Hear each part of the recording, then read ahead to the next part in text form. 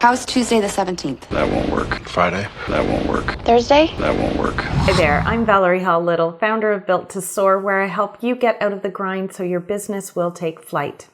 There's one tech tool that I believe is essential in your business, yet some of my clients and some business owners I speak to are still a little bit hesitant to bring it in. And that tech tool is an online scheduler.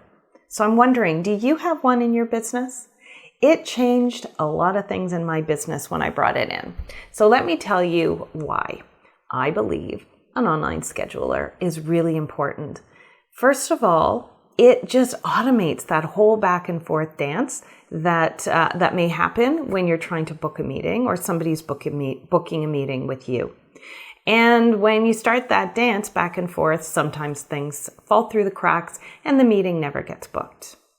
And the other reason that an online scheduler is so important is that it also shows to the other person that you are streamlining and simplifying your business, trying to make it easier for them.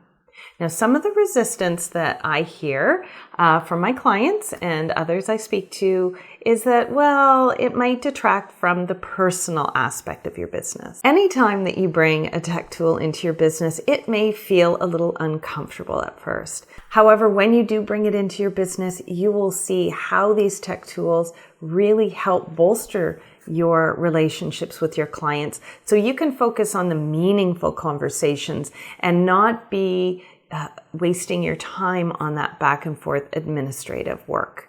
The other thing that somebody asked me is, well, do people resist using them? And while that may have been the case even a year ago, now people are used to using online schedulers and they actually are looking for them in your business. So if you are considering an online scheduler in your business and are feeling a little bit apprehensive, I would love to talk to you about it. I talk to people all the time about bringing tech tools into their business, and I'm happy to help. So that is your next step to designing your business so it's built to soar. Thanks for watching, and I'll see you next time.